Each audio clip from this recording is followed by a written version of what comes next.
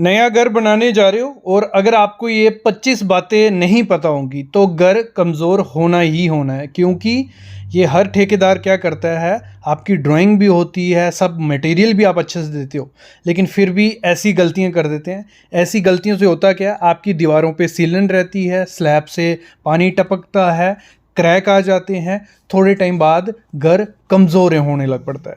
तो जब भी घर की कंस्ट्रक्शन करवाओ, ठेकेदार को बोलो ये गलतियां मत करना, जहाँ चेक करते रहो कहीं ये गलतियां ना कर रहा हो। आपको जो प्लिंथ दिख रहा है, प्लिंथ के ऊपर डायरेक्ट क्या हो गया, ब्रिक वर्क शुरू हो गया, ईंट का काम शुरू हो गया। ये गलती है। क्या गलती है इसमें कि जब ये घर बन जाएगा उसके बाद जो सीलन होती है, डैम्पनेस होती है, वो इस घर में पक्का आने वाली है। नीचे की 3-3 फीट की दीवार में क्या होगा, सीलन आ जाएगी। और उसका फ़ायदा क्या है, तो आपको क्या करना है, जब भी घर की कंस्ट्रक्शन करवानी है, जो प्लिंथ बीम है उसके ऊपर डीपीसी ज़रूर करनी है। 2 से 3 इंच का वाटरप्रूफिंग की कोई लेयर, भले वो कंक्रीट है, भले वो कोल टार है, भले कोई शीट है, भले उसकी एसएस की शीट आती है वो लगा दो, कि नीचे से पूरा ऊपर पानी ना जा सके। जैसे सामने आप देख रहे हो, कोई है आपको कुछ नहीं दिख रहा होगा। ये सबसे बड़ी मिस्टेक होती है घर की कंस्ट्रक्शन में। और कॉन्ट्रैक्टर क्या बोलते हैं कि जो तराई है, क्यूरिंग है, ऐसे भी सर्दी है, अभी सुबह में अगर इसको पानी देंगे तो दिक्कत आएगी, तो आपको तराई 10 से 12 दिन करनी है, तभी वो कंक्रीट M25 का M25 रहेगा। तो कभी भी कॉन्ट्रैक्टर के बहकावे में नहीं आना है, आपको 12 दिन तराई करनी है। वो जल्दी तराई इस कम भी करते हैं कि कंक्रीट जल्दी स्ट्रेंथ पकड़ ले, भले क्रैक आए लेकिन उनकी शटरिंग खुल जाए। शटरिंग जल्दी खोलने के चक्कर में पानी तराई कम करते हैं, तो ये चीज उसको नहीं करने देनी है। अगली मोस्ट इंपॉर्टेंट चीज होती है, आपको ठेकेदार क्या बोलेंगे, जैसे कोई स्टील डिटेल बना, आपने ड्राइंग बनाई किसी आर्किटेक्ट से, स्ट्रक्चरल इंजीनियर से आपने स्टील की डिटेल बना ली। आपको कुछ ठेकेदार बोलेंगे कि ये एक्स्ट्रा स्टील इसमें दिया है, कईयों में बोलेंगे कि ये स्टील गलत दिया है, कईयों में बोलेंगे ये पिलर का साइज बहुत ज्यादा है। जब भी आर्किटेक्ट डिजाइन करता है, वो घर 1 स्टोरी आप बनाने वाले हो, 2 स्टोरी के हिसाब से आपको सरिया देगा, 3 स्टोरी के हिसाब से, अगर 2 स्टोरी बनाने वाले हो 3 के हिसाब से देगा, क्योंकि वो फ्यूचर प्लानिंग लेके चलते हैं। आपने एक्सटेंशन करना ही होता है। आप अभी सोचोगे 1 साल पहले कि नहीं हम इतना ही बनाना है, ऊपर जाना ही नहीं है, लेकिन आप 10 साल या 15 साल बाद वो आपका बेटा कर देगा, तो तब आप सरिया तो दे नहीं पाओगे। तो वो पहले लेके चलता है, लेकिन ये ठेकेदार को नहीं समझ आती है, क्योंकि उसने विद मटेरियल अगर आपने उसको काम दिया है तो चाहेगा कम से कम सरिया लगे। तो आपको जो भी ड्राइंग होगी आर्किटेक्ट से बनवानी है, और जितना जैसा सरिया उसने कहा है वैसे देना, और आर्किटेक्ट एक्सपीरियंस्ड होना चाहिए। ये पहली शर्त रहती है। किसी सिविल इंजीनियर या किसी फ्रेशर से बना लोगे तो दिक्कत रहेगी, वो दिक्कत रहती है क्योंकि एक्सपीरियंस इतना नहीं होगा।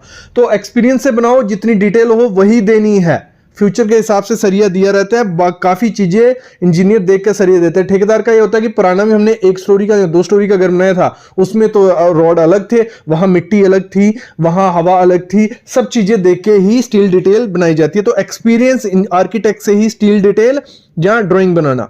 और साथ ही साथ मैं कहूंगा, जब भी डिटेल बनाओ, सब डिटेल बनाओ, प्लंबिंग की डिटेल भी बनाओ, क्योंकि क्या होता है, लोग सब डिटेल बना देते हैं, स्टील वगैरह दे देते हैं, जब प्लंबिंग पाइप डालने की बात आती है तो कहीं से बीम कट रहा है, कहीं से कॉलम कट रहा है, तो वो स्ट्रेंथ वैसे डिक्रीज होगी। तो बीम कॉलम आपके कभी भी प्लंबिंग के काम के लिए नहीं कटने चाहिए। तो अगर ऐसी प्लंबिंग डिटेल आपकी होती है तो बहुत बढ़िया है। अगली चीज होती है, वैसे ही फुटिंग की डेप्थ। मैंने ठेकेदार देखा है कि बोलते हैं 3 से 4 फीट बहुत है, 5 फीट बहुत हो गया, आपने तो 1 स्टोरी या 2 स्टोरी या 3 स्टोरी बनानी, 5 फीट कौन देता है? देखो, डेप्थ भी कौन डिसाइड करता है? हमारा इंजीनियर डिसाइड कर रहा है कि उसने देखा है कि 3 स्टोरी बनेंगे, फ्यूचर में 2 स्टोरी, भले 1 स्टोरी बन रही है, लेकिन मिट्टी की क्वालिटी मैटर करती है ना। अगर लूज मिट्टी होगी, 3-4 फीट गड्ढा करोगे तो बाद में गिरने के चांसेस हो जाते हैं। तो 5 से 6 फीट जितना उसने गहराई कही है डेप्थ करने को, उतनी डेप्थ करके ही अपनी घर बनाओ। अगली प्लिंथ बीम की हाइट होती है। कुछ ठेकेदार क्या बोलते हैं, 2 से 2.5 फीट बहुत है। इतनी कौन सा रोड ऊपर होने वाला है, कौन सा पानी अंदर आने वाला है? देखो, डेवलपमेंट इंडिया की चल रही है अभी। रोड मतलब मैं बोलता हूं 3-4 साल बाद एक लेयर डल गई होती है, 20-25 साल बाद वो 2.5 फीट आपके लेवल तक पहुंच जाएगा। 2.5 फीट नहीं भी पहुंचेगा, लेकिन पानी का लेवल होने वाला है ऊपर, तो पानी अंदर भी आएगा और रोड ऊंचा हो गया तो दिक्कतें आने वाली हैं। तो आपको कम से कम 3 फीट इस समय लेके चलना पड़ेगा अपने प्लिंथ की हाइट। तो प्लिंथ के नीचे ब्रिक वर्क करवा लो या प्लम कंक्रीट करवा लो, अपने प्लिंथ की हाइट बढ़वा लो। ठेकेदार के बहकावे में नहीं हो, जो आपको 2-2.5 फीट देगा वो दिक्कत आएगी। अगली चीज होती है कॉलम की लैपिंग देनी पड़ती है। जब पिलर का लैप जो रहता है, सरिया जो रहता है, कहीं भी नहीं देना होता है, तो ठेकेदार क्या करते हैं, एक नीचे से सरिया खड़ा कर देते हैं 7 मीटर और 5 मीटर का, ठीक है, क्योंकि 12 मीटर का लेंथ आ रही है, 40 फुट की लेंथ आ रही है, उसकी कटिंग करके खड़े कर देते हैं। और जब दूसरा फ्लोर पड़ता है उसी की स्लैब पे लैप आता है। कभी भी जो स्लैब होती है वहां पे लैप नहीं देना है, वो सबसे क्रिटिकल जोन होता है फेलियर का, वहां सबसे ज्यादा पिलर फेल होते हैं, तो वहां पे लैप नहीं देना। आपको हमेशा पिलर के सेंटर में लैप आना चाहिए, वो भी आगे पीछे होना चाहिए, अल्टरनेट होना चाहिए, एक जगह पे लैप नहीं आना चाहिए। तो उससे क्या होगा, लोड प्रॉपर से डिस्ट्रीब्यूट होगा। तो उसको बोल दो कि हमारा लैप सेंटर में रहना चाहिए। जैसे 10 फीट हाइट है घर की, ठीक है, तो सेंटर कहां हो गया 5 फीट, तो 5 फीट के आगे पीछे ही आपका लैप होना चाहिए, ना तो 1 फीट पे, ना तो 2 फीट पे, ऐसे, ठीक है। स्लैब की थिकनेस भी दिक्कत देती है। ठेकेदार क्या करते हैं, यहां कंक्रीट बहुत ज्यादा जाता है, क्योंकि अगर आधा इंच भी स्लैब मोटी हो गई तो उनका कंक्रीट सीमेंट लेबर बहुत जा रहा है, तो वो कम से कम स्लैब देते हैं, मतलब 4.5 दे दी या 5 दे दी। तो आपको 5 इंच से कम स्लैब मोटाई नहीं रखनी है, 5 इंच रखनी ही रखनी है। 5 से 6 इंच स्लैब रखो, ज्यादा भी रखने की जरूरत नहीं है, कम भी नहीं। और 4 से 5 के हिसाब से करनी है कि स्लोप आपकी पूरी मेंटेन हो।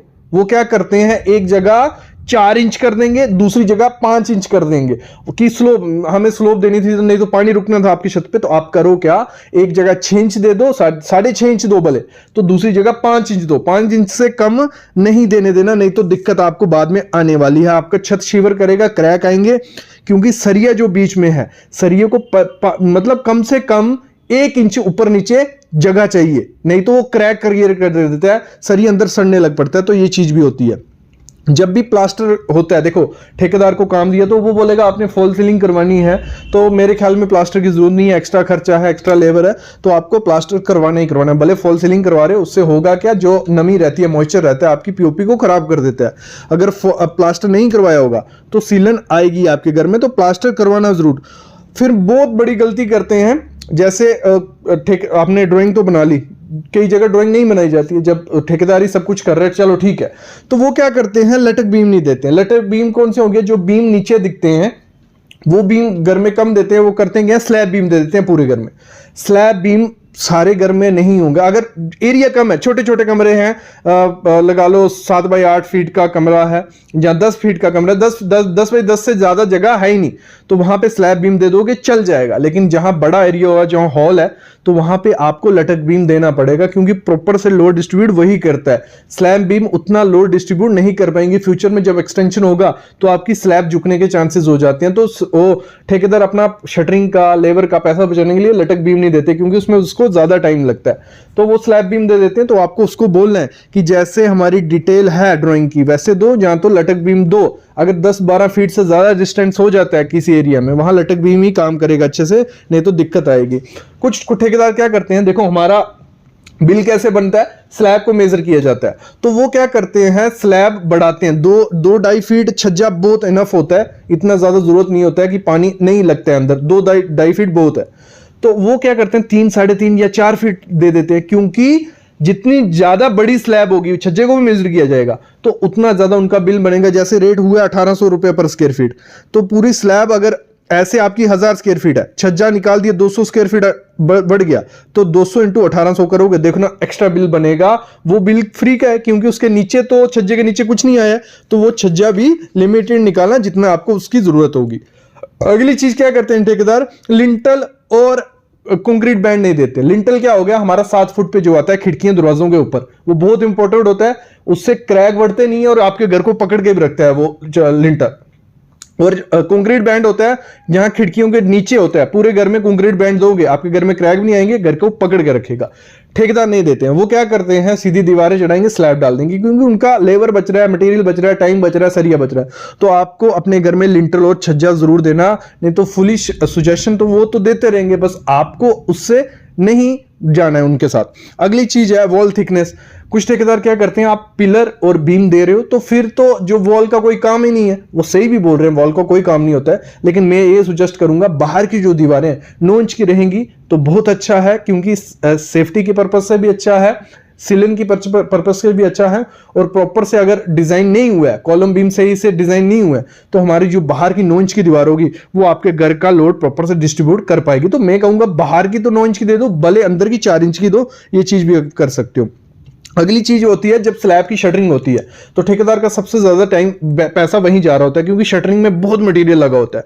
तो वो क्या करता है 10 से 12 दिन में शटरिंग खोलने के शुरू कर देते हैं। क्या करते हैं, थोड़ी थोड़ी बल्ली निकाल देंगे, थोड़ा थोड़ा प्लेटें निकाल देंगे, फिर बाद में प्लेटें निकाल के वहां बल्ली खड़ी कर देंगे कि हो जाएगा। नहीं, अगर आपने 14 से 15 दिन से पहले शटरिंग खोली तो आपके घर में मैं बोलता हूं हेयर लाइन क्रैक्स आने के चांसेस हो जाते हैं। ठीक है, तो 14 दिन में कम से कम 90% हमारा कंक्रीट स्ट्रेंथ पकड़ चुका होता है। 14 दिन के बाद शुरू कर सकते हो, लेकिन विंटर में नहीं करना है। जहां पीपीसी सीमेंट अगर स्लैब में यूज कर रहे हो तो कम से कम 18 से 19 दिन रुक जाओ, फिर थोड़ी अच्छी स्ट्रेंथ आ गई होती है, उसके बाद खोल लो, फिर जो वर्टिकल प्रॉप्स लगा सकते हो।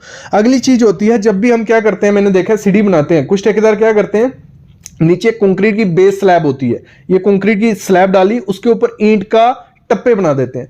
वो डेड लोड बनाता है किस पे, बेस स्लैब पे। बेस स्लैब थोड़े टाइम बाद झुकने के चांसेस हो जाते हैं, तो आपको ऐसा नहीं करना है। पूरी जो सीढ़ी है कंक्रीट की उसको बोलो प्रॉपर से सरिया दे नीचे ऊपर, नहीं तो बाद में आपकी सीढ़ी झुक सकती है, प्लास्टर निकलने के चांसेस हो जाते हैं। जब भी इस घर की कंस्ट्रक्शन करते हैं, सरिये के काम में दिक्कत देते हैं ठेकेदार, उनका हुक जो रहता है, स्टीरअप रिंग होते हैं ना, उनका हुक सीधा रखते हैं, क्योंकि उनका टाइम ज्यादा लगता है। अगर हुक प्रॉपर से यू रखेंगे, ऐसे हुक रखना होता है, पूरा अंदर हुक रहे, अंदर हुक रहेगा, आपके सरिये को पकड़ कर रखेगा, लेकिन वो सीधा रखते हैं कि जल्दी जल्दी हुक बन जाए, जल्दी जल्दी सरिये में डल जाए, और स्पेसिंग भी अपने हिसाब से देते हैं, जो ड्राइंग पे मेंशन होगा वही बोलना। जब भी टाइल लगाई जाती है घर में, वो क्या करते हैं, सीमेंट से वॉल टाइल चिपका देते हैं, भले वो 7-8 फीट 9 फीट पे टाइल लगा रहे हैं। देखो, जब जैसे जैसे टाइल की हाइट बढ़ती जाती है, उसके गिरने के चांसेस और ज्यादा हो जाते हैं, और बड़ा प्लैंक लगोगे और गिरेगा। तो उसके लिए टाइल एडिसिव, टाइल केमिकल जो आए हैं, अलग हाइट के लिए अलग टाइप का केमिकल होता है, तो उसी हिसाब से का केमिकल यूज करके लगाना, सीमेंट से कभी नहीं लगाना। अगली चीज क्या करनी है, जो डोर वगैरह हम लोग घर में लगवाते हैं, जब आप ठेकेदार फुल मटेरियल दे देते हो काम, तो वो क्या करता है, फ्लश डोर लिख देता है कि फ्लश डोर लगा के दूंगा, लेकिन फ्लश डोर सॉलिड भी होते हैं और अंदर से खाली भी होते हैं। तो वो देख लेना अच्छी क्वालिटी का फ्लश डोर लगा रहा है नहीं लगा रहा है, क्योंकि जो अच्छी क्वालिटी का होगा वो 6-7 हज़ार के से ही स्टार्ट होता है, बाकी 3-4 हज़ार रुपये का मिलेगा, वो अंदर से खाली रह सकता है। देखो, अगली चीज क्या होती है, जब भी हम एटीटी करवाते हैं, हमारे ठेकेदार ने बोला था कि हम ट्रीटमेंट कर देंगे, एंटी ट्रीटमेंट, लेकिन वो करता क्या है, थोड़ा थोड़ा कर देगा, मतलब सामने सामने आपको दिखा देगा कि एटीटी हो रहा है। नहीं, उसको बोलना है फुटिंग में अलग से एटीटी होगा, क्योंकि स्प्रे भी किया जाता है एटीटी, और होल करके जो प्लिंथ होता है हमारा, उसके चारों तरफ होल किए जाते हैं, उसमें केमिकल फिल किया जाता है, भरा जाता है, और 1:19 का माल बनाना है। मतलब 1 लीटर अगर केमिकल है, 19 लीटर उसमें पानी डलेगा। और जब चिकन मैश लगानी है, ठेकेदार क्या करते हैं, सिर्फ जहां हमारा कॉलम और ब्रिक का जॉइंट होता है वहीं लगाते हैं। नहीं, आपको बीम और ब्रिक के जॉइंट पे, 2 ब्रिक का जॉइंट है वहां पे हर जगह फाइबर मैश और चिकन मैश लगानी है, फिर आपके घर में क्रैक्स नहीं आएंगे। अगली गलती क्या है, यहाँ आप सामने देखो, ये स्लैब कास्ट हो चुकी है। इसमें हुआ क्या गलती इनसे, एक तो यहाँ पे हनीकॉम्ब बहुत ज़्यादा है, ये गलत चीज़ है। इससे होगा क्या, जो जब प्लास्टर कर दिया जाएगा, प्लास्टर पोरस रहता है, वो पानी अंदर एब्जॉर्ब करेगा, जो सरिया होगा वो सट जाएगा। दूसरा, जहाँ आप देख रहे हो बीच बीच में लकड़ी के पीसीस आपको दिख रहे हैं, ये होता है कच्चा शटरिंग जब करते हैं तो ये लकड़ी के पीसीस डालते हैं, जहाँ खाली जगह होगी वहाँ लकड़ी का पीस डाल दिया। और कुछ लकड़ी के पीस ऐसे होते हैं जो निकलते भी नहीं हैं। जब निकालने जाओगे, एक तो लेबर का एक्स्ट्रा खर्चा रहता है, कुछ निकलेंगे भी नहीं, तो उनको रह दिया जाता है, बोला जाता है कि हम प्लास्टर कर देंगे इसके ऊपर। जब आप प्लास्टर करते हो, उस एरिया का प्लास्टर में सबसे पहले क्रैक आता है, और थोड़े सालों बाद होता है क्या है, वो प्लास्टर नीचे गिरने लग पड़ता है। तो आपको शटरिंग जब भी करनी है, या तो प्लाईवुड की करनी है, अगर आपको प्लेट की भी करनी है, MS प्लेट की शटरिंग हुई है, तो प्रॉपर से करनी है, कोई इसमें जॉइंट नहीं रहो। जैसे ये सामने आप देख रहे हो, ये शटरिंग MS प्लेट की है। इसकी सबसे बड़ी चीज़ ख़राब क्या होती है, ये जो जॉइंट होते हैं उनमें से जो स्लरी होती है, जब कंक्रीट बनता है, सीमेंट और स्लरी नीचे गिर जाती है, जो आपका कंक्रीट होता है उसमें एक तो हनीकॉम्ब आता है, क्योंकि माल हमारा सूखा हो गया। दूसरा, उसमें क्या होता है, स्ट्रेंथ कम हो जाती है, क्योंकि सीमेंट और पानी नीचे गिर गया, पीछे बचा क्या, रेता और एग्रीगेट। तो ये गलती आपको नहीं करनी। जब भी ऐसी कुछ शटरिंग आपको देनी है, मतलब जिसमें MS यूज़ करनी है, तो ऐसे गैप तो नहीं रहने चाहिए। जैसे आप सामने देख रहे हो कितना ज़्यादा गैप है, ये गैप आपको नहीं दिखने। इसको कैसे सही कर सकते हो, इसके लिए आपको जो टेप आती है कंस्ट्रक्शन टेप, जैसे ये सामने लगाई हुई है, वीडियो की क्वालिटीज़ अच्छी नहीं होंगी क्योंकि व्हाट्सएप पे मोस्टली वीडियो आई है मेरे को, लेकिन आपको आइडिया लग जाएगा गलती क्या हो रही है जहाँ। तो ऐसी कुछ टेप आपको लगा देनी है कि आपकी थोड़ी भी स्लरी नीचे नहीं गिरे, और शटरिंग ऑयल लगा देना है तो अच्छे से काम हो जाएगा। जैसे सामने देख रहे हो यहाँ क्वालिटी बहुत ख़राब हुई है। क्या हुआ है, यहाँ कवर ब्लॉक नहीं यूज़ किया है प्लिंथ बीम में। जब कवर ब्लॉक यूज़ नहीं करते हैं तो हमारा सरिया बाहर दिखने लग पड़ता है। ये ऐसे सरिया आप सामने देख रहे हो, ये बहुत बड़ी मिस्टेक है। कवर ब्लॉक यूज़ करना है, प्रॉपर से शटरिंग हो, और इसको अभी रिपेयर करेंगे तो अच्छे से रिपेयर करना पड़ेगा। प्रॉपर प्लास्टर बना के, वाटरप्रूफिंग केमिकल डाल के, रेक्रोन डाल के एक प्लास्टर बनाना है, और इसके ऊपर वो प्लास्टर अप्रोक्स आपको 1.5 इंच 12 mm से 15 mm चढ़ाना है। पहले एक लेयर चढ़ा लेनी है, रफ कर लेना है, फिर दूसरी लेयर चढ़ानी है, तो उससे थोड़ा बहुत ये सही हो सकता है। लेकिन ये बहुत बड़ी गलती है, ऐसा काम बहुत गंदा लगता है। जैसे देखो पूरे में आप देख रहे हो इतना ख़राब क्वालिटी का ये प्लिंथ बीम भरा गया है, तो ये सही चीज़ नहीं है। ये सामने आप देख रहे हो, ठीक है। और नेक्स्ट चीज़ इसमें क्या हुई है कि जो प्लिंथ बीम किया है उसके नीचे की मिट्टी अभी तक फिल नहीं की है, लेकिन फिल कर देनी चाहिए। जैसे आपका प्लिंथ बीम थोड़ा पुराना होता है, मिट्टी फिल कर दो, क्योंकि कुछ लोग क्या करते हैं प्लिंथ बीम को नीचे से खाली रखते हैं, ऊपर क्या काम ब्रिक वर्क का शुरू होता है, तो वहाँ सेटलमेंट के चांसेस हो सकते हैं। तो ये चीज़ भी आपको ध्यान देनी है। अगली चीज़ क्या है, यहाँ 2 स्लैब को जोड़ा जा रहा है, ठीक है, बहुत अच्छी चीज़ है, लोग करते हैं एक्सटेंड कंस्ट्रक्शन। लेकिन जब भी 2 स्लैब को जोड़ना है, जो उसका सरिया होना चाहिए वो पुरानी स्लैब का थोड़ा तोड़ना है, पुरानी स्लैब को, फिर दूसरा सरिया उसमें बांधना है, और फिर ऐसा कंस्ट्रक्शन केमिकल आता है निटो बॉन्ड का या किसी भी कंपनी का, आपको वहाँ लगाना है उस एरिया में। और उसके ऊपर जब आप कंक्रीट करोगे तो दोनों कंक्रीट की बॉन्ड बनेगी, तो मतलब लीकेज के चांसेस बहुत ज़्यादा कम हो जाते हैं। तो आपको करना यही है। लेकिन यहाँ गलती क्या है, दूसरी स्लैब को तोड़ा नहीं है थोड़ा भी, और सीधा सरिया उसमें बांध दिया। यहाँ आप देख रहे हो यहाँ गलती क्या हुई है, आपको लग रहा होगा सब सही तो लग रहा है, सरिया अच्छे से बांधा। इसमें गलती है कि जहाँ मैं देख रहा हूँ ये जो स्टीरअप है, रिंग है, उसकी स्पेसिंग कितनी है, 12-12 इंच, 10 इंच, 9 इंच, 11 इंच, जहाँ जो मन कर रहा है उतना उसमें स्पेसिंग दी हुई है। ऐसा कभी नहीं होता। 6 से 7 इंच की स्पेसिंग से ज़्यादा स्पेसिंग मत दो, क्योंकि जो हमारा काम होता है रिंग का, स्टीरअप का, वो सरिये को पकड़ के रखना है, शेयर फोर्सेस को काउंटर करता है।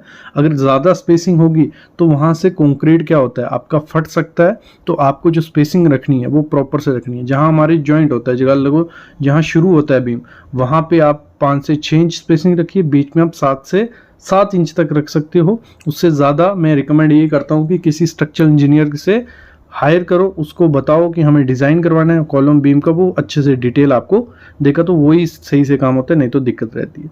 अगर आपकी स्लैब पे भी ऐसे क्रैक्स हैं, ये देखो किसी की स्लैब पे क्रैक है, मेरे को वीडियो आई है तो मैं आपको बताता हूँ। अगर ऐसे क्रैक्स हैं तो उनको अगर आप टेम्परेरी, मतलब मैं बोलता हूँ 5 से 6 साल के लिए अगर आप सही करना चाहते हो, तो सबसे बेस्ट ऑप्शन क्या है, ये elephant shield rubber, liquid rubber आता है। ये नहीं बोल रहा हूँ कि elephant shield liquid rubber use करो, ऐसी बहुत कंपनीज हैं जो ये केमिकल बनाती हैं। एशियन पेंट का भी आता है, डॉक्टर फिक्सिट का भी आता है। तो अगर इजीली जो भी मिल जाता है आपको लगाना है। इसको लगाने का तरीका बहुत अच्छा है, पहले इसको साफ़ कर लो, फिर जो क्रैक है उसके बीच इसको भरो, उसके ऊपर इसका एक रेनफोर्समेंट आता है, कपड़ा सा आता है, वो कपड़ा बिछाया, 2 लेयर 3 लेयर लगा दी, 4 से 5 साल जो भी आपका लीकेज हो रहा है वो लीकेज नहीं होगा। तो ये चीज़ आपको यूज़ करनी है। प्लिंथ प्रोटेक्शन का आपको कोई नहीं बताएगा। प्लिंथ प्रोटेक्शन क्या होता है, जो आपका प्लिंथ जब बन जाता है उसके चारों तरफ प्रोटेक्शन देनी होती है कि वहां से पानी नीचे ना घुस सके। तो इसके बारे में भी कॉन्ट्रैक्टर आपको नहीं बताएगा, आपको प्लिंथ प्रोटेक्शन देना ही देना है। प्लिंथ प्रोटेक्शन दोगे तो अच्छे से आपकी फुटिंग वगैरह नीचे का घर अच्छे से रहेगा। नेक्स्ट चीज आपको क्या करना है, जो कॉलम बार होते हैं, कॉलम बार का बहुत इंपॉर्टेंट ध्यान रखना है। मतलब स्ट्रक्चर इंजीनियर होता है जो हमें बताता है कि हमें कॉलम में क्या सरिया देना है, बीम में क्या सरिया देना है या स्लैब में क्या सरिया देना है, तो उससे ही आपको लेके कॉलम में सरिया स्टील डलवाना है। ये नहीं कि कॉन्ट्रैक्टर ने बोल दिया कि 12 mm का सरिया डालना है 12 mm का, तो मिनिमम 12 mm का सरिया ही डालना होता है। मतलब 4 नग 12 mm के आने ही आने चाहिए। कुछ लोग 10 का भी डाल देते हैं, वो गलती है। 12 mm का आना ही आना चाहिए। और इसमें कैसे सही से सरिया डालना है, ये फोटो से आपको आइडिया लग रहा होगा कि कितनी G+ की बिल्डिंग है, कितना सरिया डालना है G+2 की, तो इस हिसाब से आपको सरिया डालना ही डालना है। अगली चीज आपको ध्यान देनी है, जो प्लास्टर होता है, हम प्लास्टर करवाते हैं घर पे, तो उसमें रेशो होती है कि 1:4 का माल बनाओ, 1:5 का माल बनाओ। ये 1:4 क्या है, 1 में सीमेंट और 4 रेशो में सैंड। आपको हमेशा ध्यान देना है कि कॉन्ट्रैक्टर ये कर रहा है, वो नहीं तो 1:8 का माल बना के आपके प्लास्टर कर देगा, तो आपको क्या पता चलेगा। तो आपको हमेशा ध्यान रखना है कि आपका जो प्लास्टर रहेगा 1:5 से ज्यादा नहीं होना चाहिए, मतलब 1 में सीमेंट 5 में सैंड, ये चीज ध्यान रखना ही रखना। और सीलिंग में 1:4 का। वैसे ब्रिक वर्क में 1:4 का आपको जो 5 इंच की ब्रिक होगी उसमें करना है, और 1:5 आपको 9 इंच की दीवार में मोटार डालते टाइम ध्यान रखना। ये बहुत बड़ी मिस्टेक, ध्यान नहीं देते हो आप लोग और वो कर देते हैं। अगली चीज आपको करनी है, जो भी कंक्रीट आपके घर में होगा, फुटिंग का कंक्रीट हो गया या स्लैब का कंक्रीट हो गया या बीम का कंक्रीट हो गया, वो आपको M25 ही रखना है। 1:1:2 का माल, मतलब 1 में सीमेंट, 1 में सैंड और 2 में एग्रीगेट। M25 या M20 भी कर सकते हो, लेकिन उससे कम का नहीं करना है। तो ये चीज भी आपको ध्यान रखना है कि जो आपका कॉन्ट्रैक्टर है वो डाल रहा है नहीं डाल रहा है, यहीं पैसे बचते हैं और यहीं वो क्वालिटी से खिलवाड़ करते हैं थोड़े पैसे बचाने के चक्कर में। अगली चीज आपको देनी है, आपको कॉन्ट्रैक्टर बोलेगा कि प्लिंथ दे दिया तो लिंटल की क्या जरूरत नहीं, आपको प्लिंथ बीम देना है पहले। नीचे प्लिंथ बीम आ गया, उसके ऊपर कंक्रीट बैंड होता है। वो कहां होता है, जहां जहां हमारी खिड़कियों का बॉटम होता है ना नीचे, मतलब 4 फुट पे जहां से आपकी स्लैब होगी, टाइल पड़ेगी, वहां से 4 फुट पे कंक्रीट बैंड देना है आपको पूरे घर में। फिर लिंटल देना है 7 फुट पे, फिर स्लैब में जाके बीम देने हैं। तो उससे क्या होगा, आपका घर अर्थक्वेक प्रूफ हो जाएगा, गिरने के चांसेस बहुत कम हो जाते हैं, क्रैक के चांसेस बहुत कम हो जाते हैं। अगली चीज आपको क्या करनी है, जब प्लिंथ बीम का सरिया देना है, ये बहुत इंपॉर्टेंट होता है। लोग क्या करते हैं 10 mm का या 12 mm का सरिया डाल देते हैं, नहीं, मिनिमम 4 नग 12 mm के डालने ही डालने हैं उसमें। लेकिन आपको प्रॉपर डिजाइन कर लेना है कि नीचे 16 के 2 नग, ऊपर 12 के, मतलब प्रॉपर से सरिया डालना है प्लिंथ बीम में, वो भी लोग नहीं करते हैं। कवर ब्लॉक एक ऐसी चीज है, बहुत इंपॉर्टेंट चीज है, लेकिन लोग घर की कंस्ट्रक्शन में नहीं डालते, उनको पता ही नहीं है कवर ब्लॉक के बारे में। ये कवर ब्लॉक होता है, सामने आप देख रहे हो, ये आपको स्लैब में भी डालना है कि आपका सरिया स्लैब से थोड़ा ऊंचा रहे, आपका बीम में डालना है कि आपका जो सरिया है वो कंक्रीट के अंदर रहे, थोड़ा बाहर रहेगा तो उससे होगा क्या, आपका सरिया खराब हो जाएगा, डिट्रॉयड होएगा, तो ये दिक्कत रहती है। तो आपको कवर ब्लॉक हर जगह प्रोवाइड करना ही करना है। फिर हम मैं बात करता हूं, शटरिंग जब भी करवानी है आपको कॉन्ट्रैक्टर को बोल देना है, शटरिंग आप प्लेट से करो या प्लाई से करो, लेकिन वो लीक नहीं होनी चाहिए, उसमें गैप नहीं रहना चाहिए।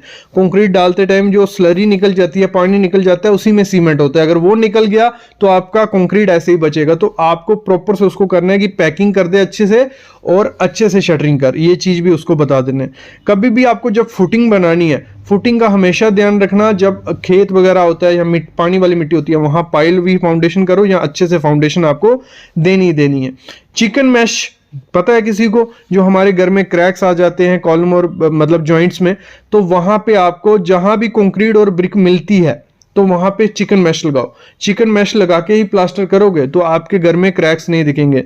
तो ये भी खर्चा कॉन्ट्रैक्टर बचा लेता है, चिकन मैश कभी यूज नहीं करता है, तो आपको ये चीज उसको मस्ट पहले करा देनी है। अगली मोस्ट इंपॉर्टेंट चीज होती है तराई, क्यूरिंग। क्यूरिंग कोई नहीं करता है कॉन्ट्रैक्टर, वो एक लेबर अपनी वेस्ट नहीं करेगा। तो आपको अगर क्यूरिंग नहीं करवाओगे, आपने M25 डाला है, M20 डाला है, उसकी स्ट्रेंथ कभी नहीं आएगी, आधी स्ट्रेंथ आती है। आधी स्ट्रेंथ आती है अगर तराई करोगे, क्यूरिंग करोगे किसी कंक्रीट की, तो स्ट्रेंथ अगर आपको डबल करनी हो तो क्यूरिंग बहुत इंपॉर्टेंट चीज होती है। 10 दिन तो क्यूरिंग करनी है हर एक जगह की। तो तराई मस्ट करवाना, और हमेशा ध्यान रखना जो डीपीसी हम करते हैं प्लिंथ के ऊपर, जिससे हमारे घर में सीलन नहीं आए, तो डीपीसी आपको प्रॉपर से करानी है, मतलब 2-3 इंच मोटा कंक्रीट डाल देना है M25, उसके ऊपर वाटरप्रूफिंग केमिकल मरवा लो, तो उससे आपके घर में सीलन नहीं आएगी। आप देखोगे 3-3 फुट तक सीलन रहती है, तो वो सीलन कभी आपके घर में नहीं आएगी। आपकी जो स्लैब रहेगी, हमेशा ध्यान रखना स्लैब की थिकनेस 5 से 6 इंच रखना, उससे कम रखोगे तो आपका छत वाइब्रेट करेगा, मतलब ज्यादा रखोगे तो लोड आएगा घर पे। तो 6 इंच बहुत होती है, 6 इंच से ज्यादा कम आपको स्लैब की वो नहीं देनी है। कभी भी याद रखना स्लैब में जो स्टील है कम से कम 8 mm का यूज करना है, उससे कम 6 mm का कभी नहीं करना है। मेन बार आप 12 mm का करो और आपका डिस्ट्रीब्यूशन कर दो 10 mm का, अगर आप स्लैब बीम प्रोवाइड कर रहे हो। अगर प्रॉपर से डिजाइन करवाया, मेन बार 10 mm का रखो और 8 mm का डिस्ट्रीब्यूशन बार, ये चीज भी आपको ध्यान रखनी है। और हमेशा ध्यान रखना सीढ़ी जब की जाती है वही मिस्त्री कॉन्ट्रैक्टर लगाना जिसने सीढ़ी का काम पहले किया हो, नहीं तो मोस्टली गड़बड़ कर देते हैं। सीढ़ी का जो राइजर रहता है वो 6 इंच से ज़्यादा कर देते हैं या ज़्यादा रख देते हैं, उनको आइडिया नहीं लगता है कि कैसे सीढ़ी बनानी है। तो सीढ़ी का मोस्ट इंपॉर्टेंट ध्यान आपको रखना ही रखना है। ये चीज़ें बहुत इंपॉर्टेंट चीज़ होती हैं और ठेकेदार आपको ये कभी चीज़ें नहीं बताती है। इस पर अगर पार्ट 2 चाहिए इस वीडियो पे तो मैं पार्ट 2 ले आऊँगा। अभी मैंने बेसिक हिंट आपको दे दिया है, लेकिन इसको अच्छे से आपको अगर सीखना है तो हमारे मतलब यूट्यूब पे जाना, जो भी टॉपिक मैंने बोला, अगर मैंने बोला कवर ब्लॉग लिख के आगे सिविल साइट विजिट लिखना, पूरी वीडियोस आ जाएंगी हमारी। हर एक टॉपिक पे 3-3 4-4 वीडियो है। एंटी टर्माइट ट्रीटमेंट आगे सिविल साइट विजिट लिखना, तो हमारी पूरी वीडियोस आ जाएंगी। तो ये चीजें होती हैं, ये चीजें आपको पता होनी चाहिए, तो कॉन्ट्रैक्टर आपसे अच्छे से काम करके देगा, नहीं तो दिक्कत रहेगी।